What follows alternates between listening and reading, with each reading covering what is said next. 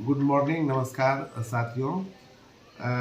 ये टीएलएम है, एफएलएम कीट बच्चों के लिए है। यह क्लास 2 के बच्चों के लिए वुडन कैलेंडर है। इसमें महीनों के बारे में पूर्ण जानकारी है, दिनों के बारे में पूर्ण जानकारी है और महीनों के बारे में जानकारी है। फिर हम बच्चों को समय के बारे में बता सकते हैं। यह एक घड़ी है, ये जिसमें ये मिनट का सुई है बड़ा वाला और छोटा वाला घंटा का सुई है।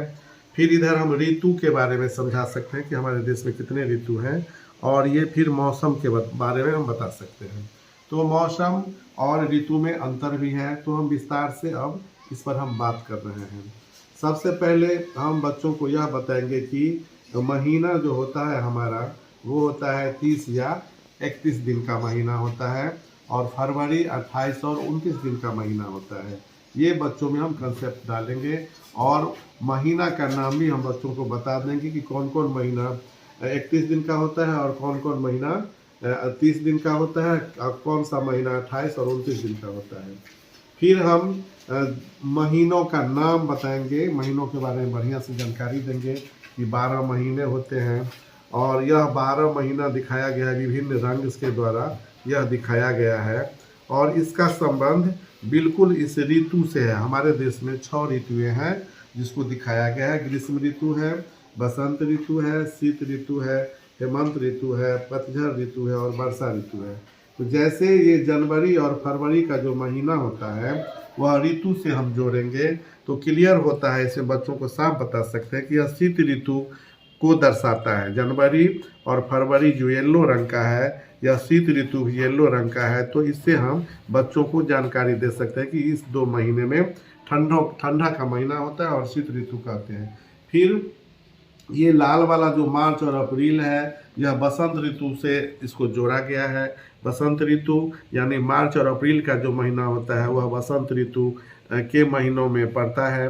फिर मई और जून का जो महीना होता है वह ग्रीष्म ऋतु होता है। हम सभी जानते हैं ग्रीष्म ऋतु में अधिक गर्मी होती है, तो ये ग्रीष्म ऋतु को दर्शाता है। ये पीला वाला जो महीना है 2 महीना, ये ग्रीष्म ऋतु। उसके बाद ग्रीष्म ऋतु के बाद वर्षा ऋतु आती है। वर्षा ऋतु यहाँ बताया गया है, और यहाँ जुलाई और अगस्त का जो महीना है यह वर्षा ऋतु को इंगित कर रहा है। फिर सितंबर और अक्टूबर यह भी लाल है, तो यह दर्शा रहा है पतझड़ ऋतु। यानी 2 महीना जो होता है सितंबर और अक्टूबर का, यह पतझड़ ऋतु होता है। नए पत्ते लगने से पहले ही उसमें क्या होता है कि पुराने पत्ते झड़ जाते हैं, वही पतझड़ ऋतु कहलाते हैं। और हेमंत ऋतु जो होता है वह शीत ऋतु से ठीक पहले, यानी नवंबर और दिसंबर का जो महीना होता है उस महीना से पहले यह हेमंत ऋतु होता है। तो हमारे देश में 6 ऋतुएं हैं जिसके बारे में हम इन चार्ट और यह जो बनाया हुआ है आकृति, इसके सहारे बच्चों को हम समझा सकते हैं कि किस महीना में कौन ऋतु होती है। अब हम बता सकते हैं, ये मौसम के बारे में बता रहा है कि मौसम परिवर्तनशील होता है। एक दिन में कई तरह के मौसम हो सकते हैं।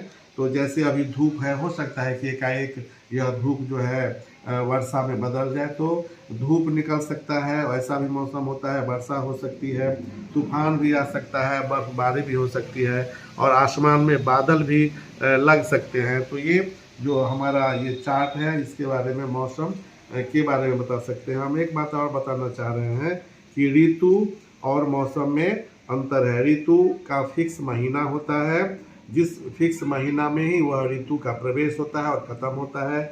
लेकिन मौसम जो है वह दिन में हो सकता है कई बार बदल जाए। मौसम एक दिन में भी बदल सकता है, लेकिन ऋतु का अवधि फिक्स होता है।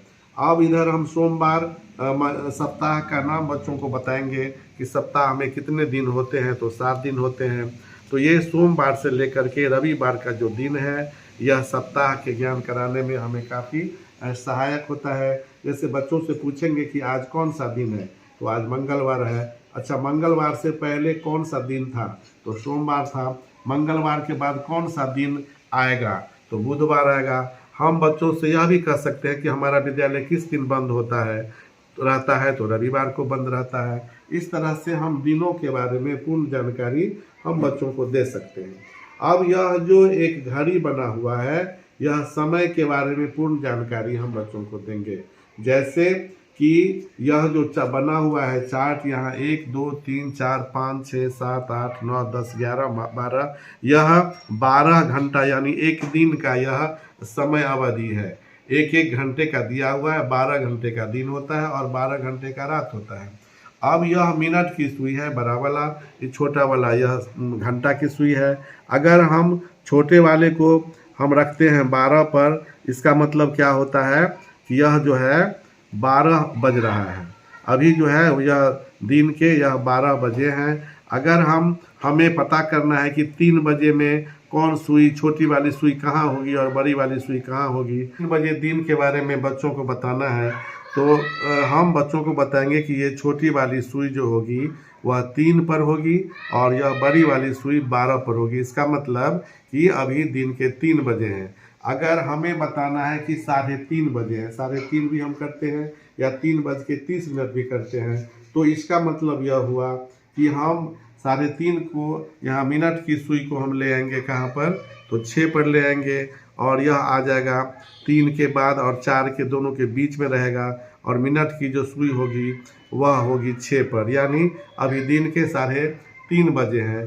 तो इस तरह से बच्चों को हम महीनों के बारे में, उसके बाद महीनों में कितने दिन होते हैं, उसके बाद पूरे कुल कितने महीने होते हैं, ऋतु के बारे में, मौसम के बारे में और दिनों के बारे में इस वुडन कैलेंडर के माध्यम से हम आसानी से बच्चों को सिखा सकते हैं।